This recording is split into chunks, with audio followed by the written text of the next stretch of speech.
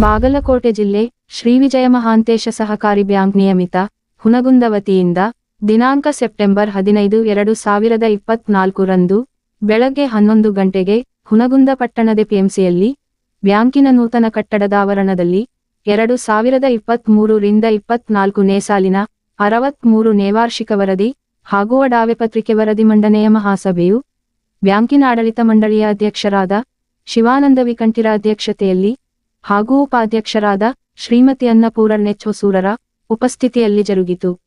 ಈ ಒಂದು ಮಹಾಸಭೆಯಲ್ಲಿ ಮೊದಲಿಗೆ ಅಧ್ಯಕ್ಷ ಶಿವಾನಂದ ಕಂಠಿಯರು ಸ್ವಾಗತಪರ ಮಾತನಾಡಿ ಬ್ಯಾಂಕಿನ ನಿರ್ದೇಶಕರು, ಸರ್ವ ಸದಸ್ಯರು, ವ್ಯವಸ್ಥಾಪಕರು, ಸಿಬ್ಬಂದಿಗಳಿಗೆ ಸ್ವಾಗತಿಸಿದರು. ನಂತರ ಸಭೆಯಲ್ಲಿ ಚರ್ಚಿಸತಕ್ಕ ವಿಷಯಗಳಲ್ಲಿ ಶಾಖಾ ವ್ಯವಸ್ಥಾಪಕರಾದ ಎಸ್ಜಿರಂಗಾಪೂರರು ಹಿಂದಿನ ವಾರ್ಷಿಕ ಸಭೆಯ ನಡಾವಳಿಗಳನ್ನು ಓದಿಕಾಯಂಗೊಳಿಸುವ ವರದಿ ಮಂಡನೆ, ನಂತರ ಮುಖ್ಯ ಶಾಖೆಯ ವ್ಯವಸ್ಥಾಪಕರಾದ ಪಿಎನ್ ಪಾಟೀಲರು ಬ್ಯಾಂಕಿನ ಸದಸ್ಯತ್ವ ನೀಡಿರುವ ಮತ್ತು ತೆಗೆದುಹಾಕಿರುವ ಟಿಪ್ಪಣಿ ಪರಿಶೀಲನೆಯ ವರದಿ ಮಂಡನೆ, ನಂತರ ಶಾಖಾ ವ್ಯವಸ್ಥಾಪಕರಾದ ಬಿಆರ್ ರಾಜಾಪೂರರು ನಿರ್ದೇಶಕ ಮಂಡಳಿ ರಚಿಸಿದ ಪ್ರಸಕ್ತ ವರ್ಷದ ಕಾರ್ಯಚಟುವಟಿಕೆ ವರದಿ ಮಂಡನೆ, ನಂತರ ಮುಖ್ಯ ಶಾಖೆಯ ಮುಖ್ಯ ಲೆಕ್ಕಿಗರಾದ ಜೆಎಸ್ ಪಾಟೀಲರು ಪ್ರಸಕ್ತ ಸಾಲಿನಲ್ಲಿ ಶಾಸನಬದ್ಧ ಲೆಕ್ಕಿತರಿಂದ ತಪಾಸಿಸಿದ ವರದಿ ವಾಚನ, ವರದಿ ಕೊಟ್ಟ ತಿದ್ದುಪಡಿ ಮಂಜೂರಾತಿ ಹಾಗೂ ಪ್ರಸಕ್ತ ಸಾಲಿಗೆ ಆರ್ಬಿಐ ನೇಮಿಸಿದ ಶಾಸನಬದ್ಧ ಲೆಕ್ಕ ತಪಾಸಿಗರ ಅನುಮೋದನೆಯ ವರದಿ ಮಂಡನೆ, ನಂತರ ಶಾಖಾ ವ್ಯವಸ್ಥಾಪಕರಾದೆಂಬಿ ಪಾಟೀಲರು ಪ್ರಸಕ್ತ ಸಾಲಿನಲ್ಲಿ ನಿರ್ದೇಶಕ ಮಂಡಳಿಯು ಪಡೆಯಬಹುದಾದ ಸಾಲ ಮತ್ತು ಠೇವಣಿಗಳ ಗರಿಷ್ಠ ಮಿತಿಯನ್ನು ನಿಗದಿಪಡಿಸುವ ವರದಿ ಮಂಡನೆ, ನಂತರ ಶಾಖಾ ವ್ಯವಸ್ಥಾಪಕರಾದ ಎಚ್.ಬಿ. ಪಾಟೀಲರು ಪ್ರಸಕ್ತ ಸಾಲಿನಲ್ಲಿ ಲಾಭ ವಿಭಾಗಣೆ ಮಾಡುವ ಹಾಗೂ ಲಾಭಾಂಶ ಹಂಚಿಕೆಗೆ ಮಂಜೂರಾತಿ ನೀಡುವ ವರದಿ ಮಂಡನೆ, ನಂತರ ಶಾಖಾ ವ್ಯವಸ್ಥಾಪಕರಾದ ಆರ್.ಬಿ. ಪಾಟೀಲರು ಪ್ರಸಕ್ತ ಸಾಲಿನ ಅಂದಾಜು ಪತ್ರಿಕೆಯ ವರದಿ ಮಂಡನೆ, ನಂತರ ಮುಖ್ಯ ಶಾಖೆಯ ವ್ಯವಸ್ಥಾಪಕರಾದ ಕೆ.ಸಾಲದಿರು ಪ್ರಸಕ್ತ ಸಾಲಿನ ನಿರ್ದೇಶಕ ಮಂಡಳಿಯು ಸಾದರಪಡಿಸುವ ಅಡಾವೆ ಮತ್ತು ಲಾಭ ಹಾನಿ ಪತ್ರಿಕೆಯ ವಾರ್ಷಿಕ ವರದಿ ಪರಿಶೀಲಿಸಿ ಅದಕ್ಕೆ ಆಮೋದನೆ ಹಾಗೂ ಉಪನಿಯಮಗಳ ಸಮಗ್ರ ತಿದ್ದುಪಡಿಗೆ ಅನುಮೋದಿಸುವ ಹೀಗೆ ಪ್ರತ್ಯೇಕ ವಿಷಯವಾರು ಮಹಾಸಭೆಯಲ್ಲಿ ವರದಿ ಮಂಡಿಸಿ ಹಾಜರಿದ್ದ ಸದಸ್ಯರಿಂದ ಅನುಮೋದನೆ ಪಡೆದರು.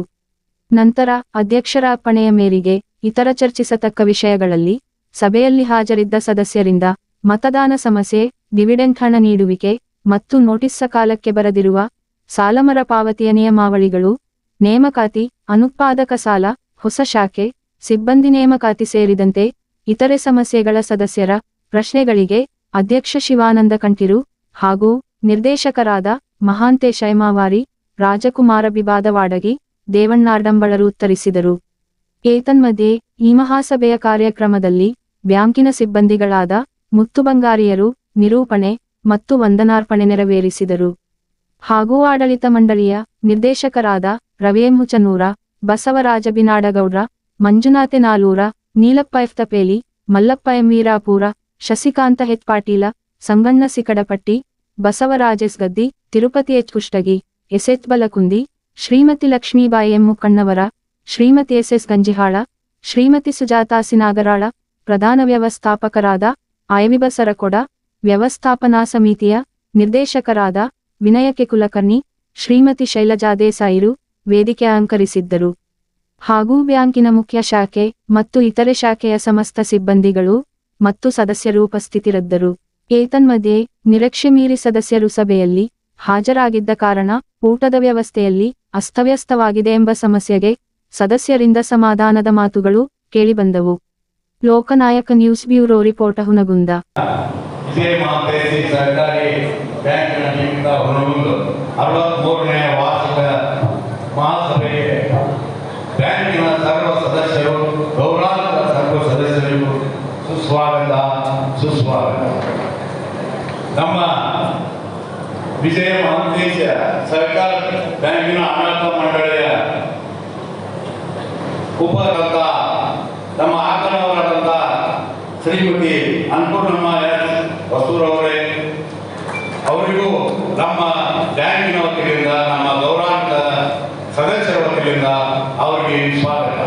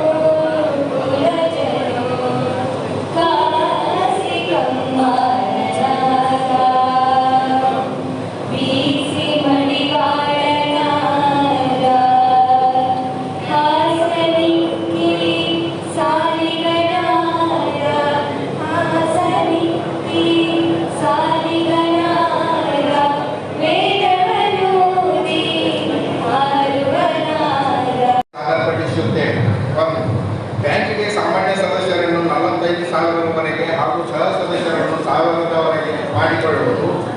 2. ಬ್ಯಾಂಕಿನ ಪಾಲು ಬಂಡವಾಳವನ್ನು ₹20 ಕೋಟಿವರೆಗೆ ಸಂಗ್ರಹಿಸುವುದು. 3. ಬ್ಯಾಂಕಿನ ಠೇವಣಾತಿಗಳನ್ನು 600 ಕೋಟಿಗೂ ಮಿಗಿಲಾಗಿ ಸಂಗ್ರಹಿಸಲು ಹಾಗೂ 445 ಕೋಟಿಗೂ ಮಿಗಿಲಾಗಿ ಸದಸ್ಯರುಗಳಿಗೆ ಸಾಲ ಸೌಲಭ್ಯಗಳನ್ನು ಒದಗಿಸಲು ಕಾರ್ಯಕ್ರಮ ಹಾಕಿಕೊಳ್ಳಲಾಗಿದೆ. 4. ಆದ್ಯತಾ ಕ್ಷೇತ್ರಕ್ಕೆ ಕೊಡುವ ಸಾಲಗಳನ್ನು ಪ್ರತಿಶತ 75% ಹೆಚ್ಚಿಸುವುದು. 5. ಮುದ್ದತ್ ಮೀರಿದ ಸಾಲದ ಪ್ರಮಾಣವನ್ನು ಶೇಕಡಾ 5ಕ್ಕೆ ಇಳಿಸುವುದು. 6. ಬ್ಯಾಂಕಿಗೆ ವರಮಾನ ತರುತ್ತಿಲ್ಲದ ಆಸ್ತಿಗಳ ಶೇಕಡಾವಾರು ಶೇಕಡಾ 4ಕ್ಕಿಂತ ಕಡಿಮೆಗೊಳಿಸಲು ಸುಸ್ತಿ ಸಾಲಗಳನ್ನು ಪರಿಣಾಮಕಾರಿಯಾಗಿ ವಸೂಲಿ ಮಾಡಲು ಕಾರ್ಯಕ್ರಮ ಬಿಡುವುದು. 7. ಬ್ಯಾಂಕಿನ ನಿವ್ವಳ ಲಾಭವನ್ನು ₹4 ಕೋಟಿ 10 ಲಕ್ಷಕ್ಕೆ ಮೀರಿ ಹೆಚ್ಚಿಸಲು ಕಾರ್ಯಕ್ರಮ ಬಿಡಲಾಗಿದೆ. ಧನ್ಯವಾದ. 33,089 ವರ್ಷದಲ್ಲಿ ಪ್ರವೇಶ 9,653 ವರ್ಷದಲ್ಲಿ ಕಡಿಮೆ 471 33/2024ಕ್ಕೆ ಇದ್ದಂತೆ 42,271 ನಾಮಮಾತ್ರ ಸದಸ್ಯರು 1,061 ವರ್ಷದಲ್ಲಿ ಪ್ರವೇಶ 36 ವರ್ಷದಲ್ಲಿ ಕಡಿಮೆ 59 31/3/2024ಕ್ಕೆ 1,032 ₹1,54,853.38 ನಿವ್ವಳ ಲಾಭವಾಗಿದ್ದು ಸದರಿ ಲಾಭವನ್ನು ಬ್ಯಾಂಕಿನ ಉಪನಿಯಮ 105ರ ಮೇರೆಗೆ ಕಾರ್ಯಕಾರಿ ಸಮಿತಿಯವರು ವಿಭಾಗಿಸಬೇಕೆಂದು ಶಿಫಾರಸು ಮಾಡಿದ್ದಾರೆ. ಅದಕ್ಕೆ ತಮ್ಮೆಲ್ಲರ ಒಪ್ಪಿಗೆ ನೀಡುವುದೆಂದು ನಂಬಿದ್ದೇನೆ. 2023-24ನೇ ಸಾಲಿನ ಲೆಕ್ಕ ಪರಿಶೋಧನೆಯನ್ನು ಉಮಾಶಂಕರ್ ಹಿರೇಮಠಿಯವರು ಮಾಡಿದ್ದು ಅದರ ವರದಿಯನ್ನು ಸಲ್ಲಿಸಿರುತ್ತಾರೆ. ಅವರು ವರದಿಯಲ್ಲಿ ಕೆಲವು ಕ್ರಮವಿಡಬೇಕಾದ ಖಂಡಿಕೆಗಳನ್ನು ಸೂಚಿಸಿರುತ್ತಾರೆ. ಆ ಪ್ರಕಾರ ಕೆಲವನ್ನು ಸಭೆಯಲ್ಲಿ ಮಂಡಿಸುತ್ತೇನೆ. ಬ್ಯಾಂಕಿಗೆ ಅಡವಿಟ್ಟ ಆಸ್ತಿಗಳ ವಿವರವನ್ನು ಸಿರಸಾಯಿ ಹಾಗೂ CICನಲ್ಲಿ ನಮೂದಿಸಬೇಕು. ಪಾರ್ಟಿನ ನಿರ್ದೇಶನನ್ವಯ ಎಲ್ಲ ಖಾತೆದಾರರ CKYC ನೋಂದಣಿ ಮಾಡುವುದು. ವಾಹನ ಸಾಲ 4 ಗಾಡಿ 2 ಗಾಡಿ, ಕಟ್ಟಡ ಸಾಲ, ವೇತನ ಸಾಲ ಖಾತೆಗಳಲ್ಲಿ ಕೆಲವೊಂದು ನ್ಯೂನತೆಗಳನ್ನು ತಿಳಿಯಪಡಿಸಿರುತ್ತಾರೆ. ಅವುಗಳನ್ನು ಸರಿಪಡಿಸಿಕೊಳ್ಳಲು ತಿಳಿಸಿರುತ್ತಾರೆ. ಹೆಚ್ಚಿಗೆ ಆಗುವುದರಿಂದ NPA ಖಾತೆಗಳ ವಸೂಲಿ ಕ್ರಮ ಕುರಿತು NPA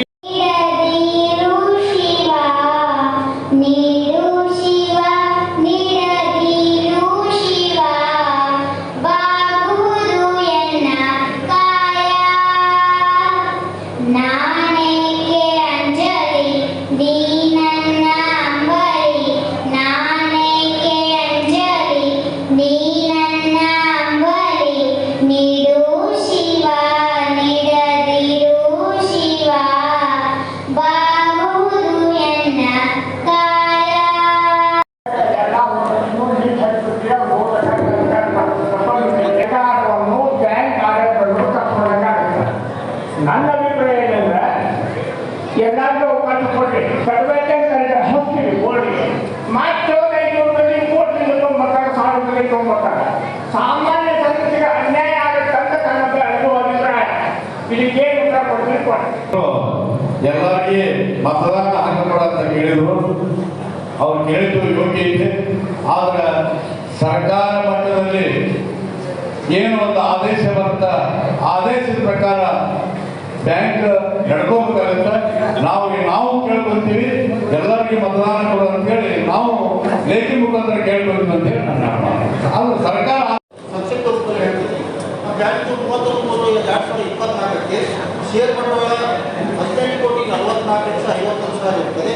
ಠೇವಣಿಗಳು 567,40,43,44,000. ದುಡಿಯುವ ಬಂಡವಾಳ 626,13,72,72,000. ಸಾಲ ಮತ್ತು ಮುಟ್ಟುಗೋಡುಗಳು 390,40,49,35,000. ಇನ್ನು ಹೂಡಿಕೆಗಳು 179,33,42,000. ಆರ್ಥಿಕ ಮತ್ತು ಇತರ ನಿಧಿಗಳು 33,32,27,000.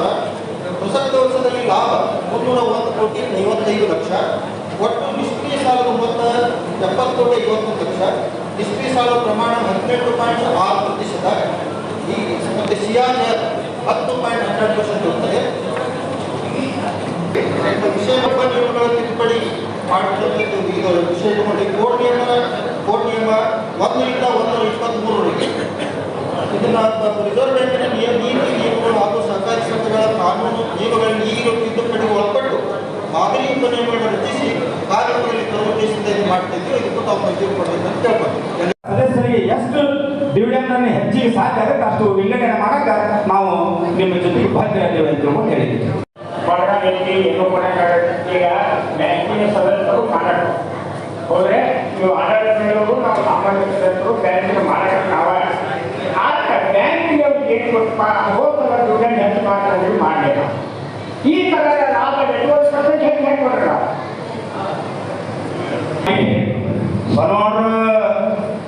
ಸರ್ ಪ್ರತಿ ವರ್ಷ ವಾರ್ಷಿಕ ಮಹಾಸಭೆ ಒಂದು ಎಲ್ಲ ಸದಸ್ಯರ ಪರವಾಗಿ ವಿನಂತಿ ಏನಪ್ಪ ಅಂತಂದ್ರೆ ಅವರು ನಮ್ಮ ಆಡಳಿತ ಮಂಡಳಿಯವರ ಜೊತೆ ಜಗಳ ಏನಪ್ಪ ಅಂದ್ರೆ ಒಟ್ಟು ಡಿವಿಡೆಂಡ್ ಹೆಚ್ಚು ಮಾಡಂತೇಳಿ ಸತ್ಯ ಸದಸ್ಯರಿಗೆ ಬಂದ ಲಾಭಾಂಶದೊಳಗೆ ನಾವು ಡಿವಿಡೆಂಡ್ ಹೆಚ್ಚು ಮಾಡಬೇಕಾದದ್ದು ನಮ್ಮ ಆಡಳಿತ ಕಮಿಟಿಯದು ನಮ್ಮದು ಕರ್ತವ್ಯ ಐತಿ. ಅದಕ್ಕೆ ನಾವು ನಮಗೆ ತಿಳಿದ ಪ್ರಕಾರ ಡಿವಿಡೆಂಡ್ ಅನ್ನ ಸದಸ್ಯರಿಗೆ ಹಂಚಿಕೆ ಮಾಡಕ್ಕೆ ಬರೋದಿಲ್ಲ. ಆದ್ರೆ ನೀವು ಏನು ಡಿವಿಡೆಂಡ್ ಅನ್ನು ಕೇಳಿದ್ರಿ ಪ್ರತಿ ವರ್ಷ ಹಿಂದಿನಿಂದ ನೋಡ್ಕೊಂಡು ಬಂದ್ರಿ, ಹೆಚ್ಚೆಚ್ಚು ಮಾಡ್ಕೊಂತ ಬಂದೀವಿ. ಈ ಸಾರಿ ಸುಮಾರು 1 ಕೋಟಿ ರೂಪಾಯಿ ಬ್ಯಾಂಕಿಗೆ ಅನುಕೂಲ ಆಗಲಿ ಅಂತ ತಿಳ್ಕೊಂಡು ಈ APMC ಆವರಣದೊಳಗೆ ಇಂಥ ಒಂದು ಸುಸಜ್ಜಿತವಾದ ಕಟ್ಟಡವನ್ನು ನಿರ್ಮಾಣ ಮಾಡಿದ್ದೇವೆ. ಇದು ನಮ್ಮ ಬ್ಯಾಂಕಿಗೆ ಒಂದು ಒಳ್ಳೆಯ ಹೆಸರು ಮತ್ತು ಒಂದು ಒಳ್ಳೆಯ ಆಸ್ತಿ ಅಂತ ತಿಳ್ಕೊಂಡು ಹೇಳಿ ಇಚ್ಛೆ ಪಡ್ತೇನೆ.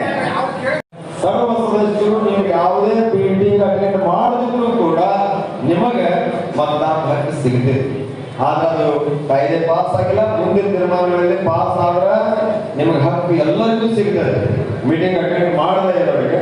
ಆದ್ರೆ ನನಗೆ ಗೊತ್ತಿರೋ ಹಾಗೆ ವ್ಯವಹಾರಗಳನ್ನ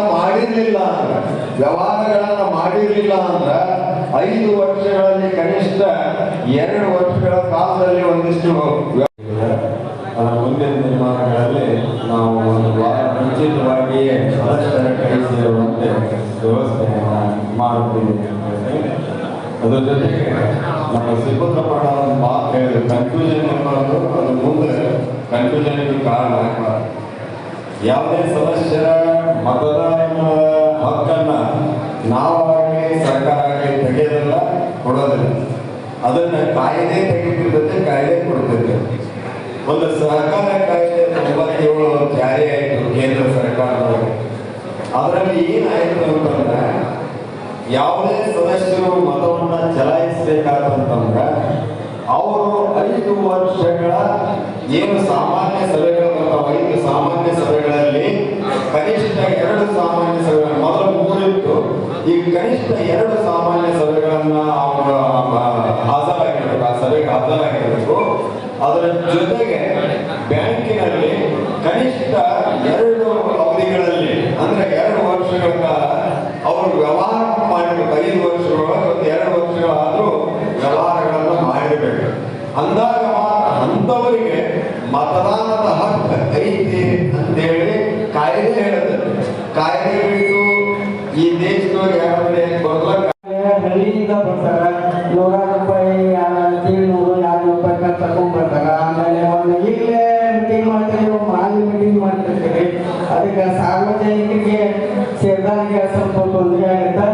ಅದಕ್ಕೆ ಆದಾಯ ಪತ್ರತೆಯನ್ನು 1 ವಾರ ಮುಂಚಿತ ಅವರಿಗೆ ಪೂರೈಸಿದಪ್ಪ ಅಂದ್ರೆ ಆದಾಯ ಪತ್ರದೊಳಗೆ ಏನೇನು ಖರ್ಚುಗಳದಾವು ಮಾಡಿ ಇದು ಮುಂದಿನ ದಿನಮಾನಗಳಲ್ಲಿ ಚುನಾವಣೆ ಬರತಕ್ಕಂಥ ಸಂದರ್ಭ.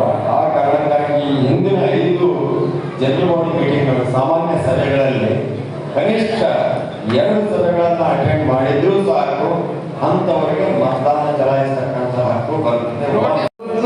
ಐಡಿ ಕಾರ್ಡ್ ಇರೋದಿಲ್ಲ, ಅದಕ್ಕೆ ದಯವಿಟ್ಟು ಅದನ್ನು ಉತ್ತರ ಮಾಡಬೇಕು. ಮತ್ತು ಈಗ ಏನು ನಾವು ಕಳಿಸಿರಲ್ಲ, ಈ ಒಂದು ಪತ್ರಿಕೆ ನಮ್ಗೆ ಬಂದಿಲ್ಲ, ವಾಟ್ಸಪ್ ಮುಖಾಂತರ ಬಂದಿಲ್ಲ, ಬೇರೆ ನೋಡ್ಕೊಂಡು ನಾವು ಬಂದಿವಿ. ಅಕಸ್ಮಾತ್ ಗೊತ್ತಿಲ್ಲ ನಿಮ್ಗೆ ಬ್ಯಾಂಕ್ ಒಳಗೆ ಸಿಬ್ಬಂದಿ ಶಾರ್ಟೇಜ್ ಇದ್ರೆ ಇನ್ನೊಂದು ಯಾಕೆಲ್ಲ ಮುಗಿಸ್ಕೊಳ್ಬೇಕು, ಎಲ್ಲರೂ ಕೊಡಬೇಕು. ಬಂದಿರಂತ ನೀವು ಮಾಡ್ತೀರಿ. ಈ ಮಾನ್ಯ ಬೇರೆ ಎಲೆಕ್ಷನ್ 50 ವರ್ಷದಿಂದ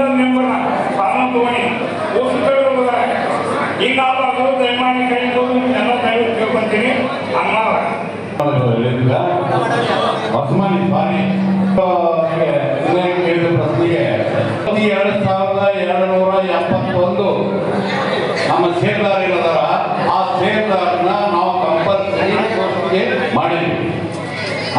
ಯಾವ ಅಡ್ರೆಸ್ ತಪ್ಪಾಗಿ ಏನಾರ ಅಸ್ವಸ್ಥ ಆಗಿರ್ಬೇಕು, ಅದು ಬಂದಿಲ್ಲ ಅಂತೇಳಿ ನಿಮ್ಮ ಮತ ಎಲ್ಲ ತಿಳ್ಕೊಬಾರ್ದು. ದಯವಿಟ್ಟು ನಿಮ್ಮ ಮತ ಇರ್ತ ಏನು ಅಡ್ರೆಸ್ ತಪ್ಪಾಯ್ತು. 2271 ನಮ್ಮ ಸೇರ್ದಾರಿನಲ್ಲ ಎಲ್ಲರಿಗೂ ಕೊಟ್ಟೆವು. ಈ ಅವ್ರು ಹೇಳಿದ್ರು ನಮ್ಗೆ ಹೋಟೆಲ್ ಅನ್ನಂಗಿಲ್ಲ, ಅಡ್ರೆಸ್ ತಪ್ಪಾಗಿತ್ತು, ಪೋಸ್ಟ್ ಮಾರ್ಕ್ ಸರಿಯಾಗಿ ಕೊಟ್ಟಿಲ್ಲ ಅಂತ ಅಸ್ವಸ್ಥ ಆಯಿತು ಅಂತ ಒಟ್ಟಿಗೆ